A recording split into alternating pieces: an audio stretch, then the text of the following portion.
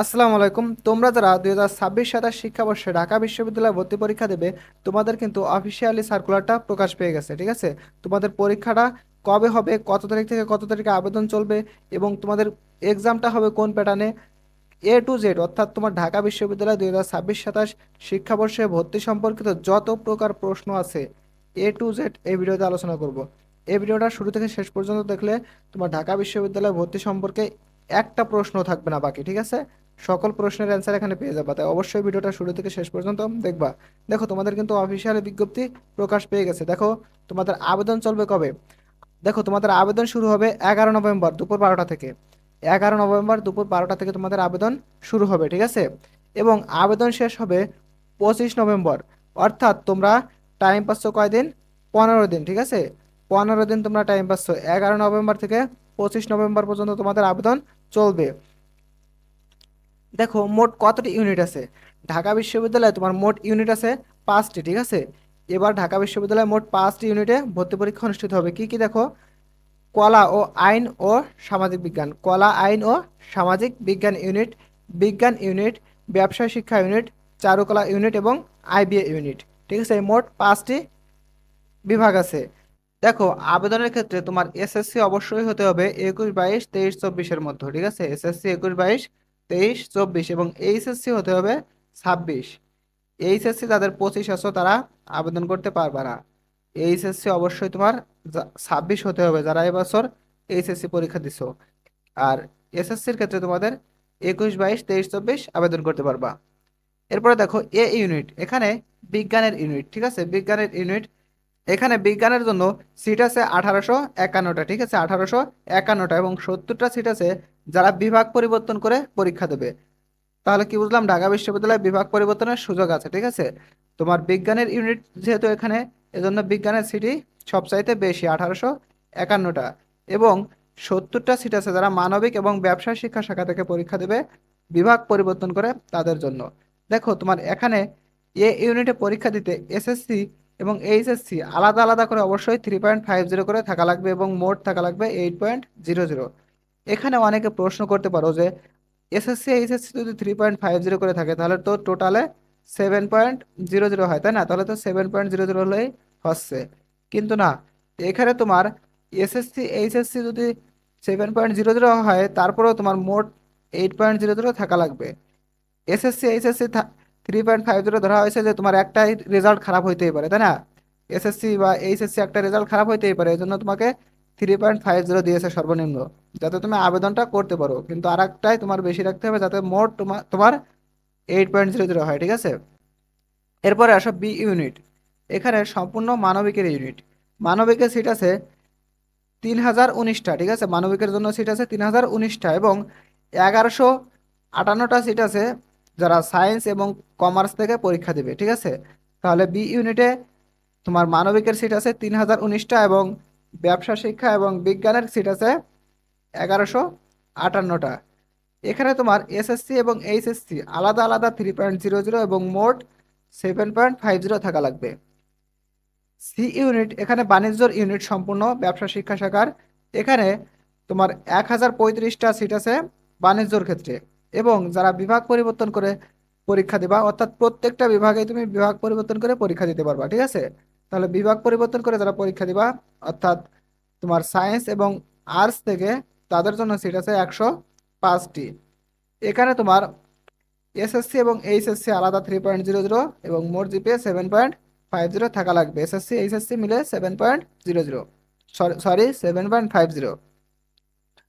এখন আসো চারুকলা ইউনিট, এখানে তোমরা যে কোনো শাখার পরীক্ষার্থী পরীক্ষা দিতে পারবা, অর্থাৎ সায়েন্স আর্টস কমার্স তোমরা সকল শিক্ষার্থী এখানে পরীক্ষা দিতে পারবা। এখানে টোটালে সিট আছে 130টা। ঠিক আছে, 130টা। এখানে এসএসসি এবং এইচএসসি আলাদা 3.00 লাগবে। ঠিক আছে, এসএসসি এইচএসসি 3.00 এবং মোট জিপিএ 6.50 লাগবে। এবং দেখো আইবিএ ইউনিট, এখানে সকল শিক্ষার্থী পরীক্ষা দিতে পারবা, এবং এখানে সিট আছে 120টা, এবং এসএসসি এবং এইচএসসি 3.50 করে লাগবে তোমার আলাদা আলাদা, এবং মোট জিপিএ 8.00। আশা করি তোমার আবেদন যোগ্যতাটা আমি বুঝাইতে পারছি। এখন আসো তোমার ভর্তি পরীক্ষার মান বন্টন। দেখো, মান বন্টনের ক্ষেত্রে তোমার 100 নম্বরের ভর্তি পরীক্ষা হবে, ঠিক আছে, 100 নম্বরের পরীক্ষা হবে। এর মধ্যে তোমার 45 মিনিট পরীক্ষা হবে লিখিতর এবং 45 মিনিট এমসিকিউর, মোট 90 মিনিট। তার মানে কি তোমার লিখিত এবং এমসিকিউ দুইটা পদ্ধতিতেই পরীক্ষা দেওয়া লাগবে। দেখো এমসিকিউ হবে তোমার 60টা, ঠিক আছে, এবং লিখিত হবে 40 মার্কের। এমসিকিউ তোমার 60টা 45 মিনিটের মধ্যে অ্যান্সার করা লাগবে এবং লিখিত 40 মার্কের প্রশ্ন তোমার 45 মিনিটের মতো অ্যান্সার করা লাগবে, মোট 90 মিনিট, ঠিক আছে। এবং দেখো যারা চারুকলা ইউনিটে পরীক্ষা দিবা শুধুমাত্র তাদের জন্য, শুধুমাত্র চারুকলা ইউনিটের পরীক্ষায় 40 নম্বরের এমসিকিউ হবে এবং তোমার 60 নম্বরের হবে অঙ্কনের পরীক্ষা, ঠিক আছে। অর্থাৎ যারা চারুকলায় পরীক্ষা দিবে তাদের লিখিত কোনো পরীক্ষা নেই, তাদের 60 নম্বর হবে অঙ্কনের এবং 40 নম্বর হবে এমসিকিউতে। চারুকলা ইউনিটের এমসিকিউ পরীক্ষার জন্য 30 মিনিট এবং লিখিত পরীক্ষার জন্য 60 মিনিট সময় নির্ধারণ করা হয়েছে। অর্থাৎ চারুকলায় যাদের পরীক্ষা আছে তারা 30 মিনিট দিবা এমসিকিউ, 40 নম্বরের এমসিকিউ হবে, এখানে তোমার 30 মিনিট টাইম পাবা এবং যেহেতু তোমাদের অঙ্কনে একটু টাইম লাগে এজন্য তোমাদের 60 মিনিট সময় দেওয়া হয়েছে, ঠিক আছে, তোমাদের অঙ্কনের জন্য 60 মিনিট সময় দেওয়া হয়েছে। এখন দেখো জিপিএ তোমার মার্ক, জিপিএ এর উপরে কি মার্ক আছে। দেখো জিপিএ এর উপর তোমার টোটালে 20টা মার্ক আছে। অর্থাৎ তোমার এসএসসি এবং এইচএসসিতে তুমি যে মার্কটা পেয়েছো এটা 2 দিয়ে গুণ হবে। মনে করো তুমি এসএসসিতে পেয়েছো 4.00, এটাকে 2 দিয়ে গুণ করা হবে, তাহলে কত আসে, তুমি 8 পেয়েছো। এবং একইভাবে তুমি এইচএসসিতে পেয়েছো মনে করো 5.00, তাহলে তোমার টোটালে কত আসে, 10 আসে। তাহলে তুমি 20-এর মধ্যে কত পাইছো, 18, ঠিক আছে। তাহলে কি বুঝতে পারছো তোমার যে জিপিএটা আছে সেইটার সাথে 2 গুণ হবে। তুমি 3.50 পাইলা, তোমার গুণ করে 7 আসলো, ঠিক আছে, এভাবে তোমার মোট জিপিএটাকে গুণ করা হবে 2 দিয়ে। এরপরে আসো নেগেটিভ মার্ক। তোমার প্রত্যেকটা ভুল উত্তরের জন্য 0.25 মার্ক কাটা যাবে, ঠিক আছে, এবং ক্যালকুলেটর অ্যালাউ নয়, তোমার কোনো ক্যালকুলেটর নিতে পারবে না তুমি পরীক্ষার ক্ষেত্রে। এবং তোমার প্রত্যেকটা ভুল উত্তরের জন্য অর্থাৎ 4টা ভুল উত্তরের জন্য তোমার 1 মার্ক কাটা যাবে। আশা করি বুঝাইতে পারছি, 4টা ভুল উত্তরের জন্য তোমার 1 মার্ক কাটা যাবে। আসো তোমার সেন্টার কোথায় কোথায়, অর্থাৎ কোন জায়গায় পরীক্ষা দিতে পারবা। সরাসরি তোমার ঢাকা ইউনিভার্সিটিতে গিয়ে তোমার পরীক্ষা দেওয়া লাগবে না। দেখো তুমি ঢাকা ইউনিভার্সিটিতে পরীক্ষা দিতে পারবা, রাজশাহী ইউনিভার্সিটিতে পরীক্ষা দিতে পারবা, চট্টগ্রাম ইউনিভার্সিটিতে পরীক্ষা দিতে পারবা, বাংলাদেশ কৃষি বিশ্ববিদ্যালয়ে পরীক্ষা দিতে পারবা, খুলনা ইউনিভার্সিটিতে পরীক্ষা দিতে পারবা, সাস্টে পরীক্ষা দিতে পারবা অর্থাৎ সিলেট, বরিশাল ইউনিভার্সিটিতে পরীক্ষা দিতে পারবা এবং বেগম রোকেয়া ইউনিভার্সিটিতে পরীক্ষা দিতে পারবা। দেখো সি ইউনিট, এই এত সময় যেটা দেখালাম এটা এ ও বি ইউনিটের ক্ষেত্রে, এবং সি ইউনিটের ক্ষেত্রে তোমার অবশ্যই ঢাকা ইউনিভার্সিটি, রাজশাহী ইউনিভার্সিটি, চট্টগ্রাম ইউনিভার্সিটিতে, খুলনা ইউনিভার্সিটিতে এবং বেগম রোকেয়া ইউনিভার্সিটিতে পরীক্ষা দিতে হবে। দেখো এবং চারুকলা ইউনিট ও আইবিএ ইউনিট অবশ্যই ঢাকা বিশ্ববিদ্যালয়ে গিয়ে পরীক্ষা দেওয়া লাগবে। তাহলে এ এবং বি তারা এখানে এতগুলো জেলায় পরীক্ষা দিতে পারতেছে, বুঝছো। এবং চারুকলা ইউনিট ও আইবিএ ইউনিট সরাসরি ঢাকা বিশ্ববিদ্যালয়ে। এখন দেখো তোমাদের পরীক্ষাটা কোন ইউনিটের পরীক্ষাটা কত তারিখে হবে। দেখো 5 ডিসেম্বর শনিবার, 5 ডিসেম্বর শনিবারে তোমাদের পরীক্ষা হবে আইবিএ ইউনিটের, ঠিক আছে। যারা আইবিএ ইউনিটের আছে তাদের আইবিএ ইউনিটের পরীক্ষাটা হবে 5 ডিসেম্বর শনিবার। এবং 16 ডিসেম্বর শনিবার হবে, অর্থাৎ প্রত্যেকটাই শনিবারে শনিবারে, দেখছো 16 ডিসেম্বর শনিবারে হবে বিজ্ঞান ইউনিটের পরীক্ষা, ঠিক আছে। এবং 19 ডিসেম্বর শনিবার হবে কলা, আইন ও সামাজিক বিজ্ঞান ইউনিটের, ঠিক আছে, আর্টস, ল বা সোশ্যাল সায়েন্স সকল, ঠিক আছে। দেখো 22 ডিসেম্বর মঙ্গলবার তোমাদের চারুকলা ইউনিটের পরীক্ষাটা হবে, ঠিক আছে। এরপরে দেখো 26 ডিসেম্বর শনিবার ব্যবসা শিক্ষা ইউনিটের পরীক্ষাটা অনুষ্ঠিত হবে। আমি আশা করি কোন ইউনিটের পরীক্ষা কত তারিখে হবে তোমরা বুঝতে পারছো। এখন আসো ভর্তি পরীক্ষার মানবন্টনগুলো আমরা দেখি একটু। এ ইউনিট দেখো এটা মূলত বিজ্ঞানের ইউনিট, কিন্তু এর আগে কি বলেছে আমরা যে বিভাগ পরিবর্তনের সুযোগ আছে, এজন্য এখানে তোমার বিজ্ঞান, মানবিক এবং বাণিজ্য উভয়েই পরীক্ষা দিতে পারতেছো। এবং তোমাদের প্রত্যেকটা সাবজেক্টে এখানে এমসিকিউ 15 এবং লিখিত 10, এমসিকিউ 15 লিখিত 10। এবং প্রত্যেকে তোমার এক ইউনিটে পরীক্ষা দিতে পারলেও কিন্তু সবার আসন সংখ্যা এক নয়। এটা আমি ভিডিওর শুরু থেকেই দেখে দিয়েছি, ভিডিওর শুরু থেকে আমি স্পষ্টভাবে বলে দিয়েছি যে কোন ইউনিটে বিভাগ পরিবর্তন করে পরীক্ষা দিলে কয়টা আসনের সুযোগ আছে। দেখো বিজ্ঞান ইউনিটের এখানে তোমার ফিজিক্সে হবে 25 নম্বরের পরীক্ষা, কেমিস্ট্রিতে 25, বায়োলজিতে 25, ম্যাথে 25, ঠিক আছে। এবং তোমরা এখানে বাংলা বা ইংলিশের অ্যান্সার করতে পারতেছো চতুর্থ বিষয়টার পরিবর্তে, ঠিক আছে। চতুর্থ বিষয়ের পরিবর্তে তোমরা বাংলা বা ইংলিশের অ্যান্সার করতে পারতেছো। এখন দেখো বিভাগ পরিবর্তন। তোমরা যারা বিভাগ পরিবর্তন করে এ ইউনিটে পরীক্ষা দিবা, অর্থাৎ মানবিক এবং বাণিজ্যের ক্ষেত্রে তোমাদের বাংলা হবে 25 নম্বরের, ইংলিশ হবে 25 নম্বরের এবং আইসিটি হবে 25 নম্বরের, ঠিক আছে। এবং ম্যাথ, মনোবিজ্ঞান, পরিসংখ্যান, অর্থনীতি, ভূগোল, এই যে কোনো একটা থেকে তোমরা 25 নম্বরের অ্যান্সার করতে পারবা। বি ইউনিট, এটা সম্পূর্ণ মানবিকের ইউনিট, কিন্তু বিভাগ পরিবর্তনের সুযোগ রয়েছে। দেখো এখানে বাংলা 35, এখানে 35-এর মধ্যে 15 হচ্ছে তোমার এমসিকিউ, 20 হচ্ছে লিখিত।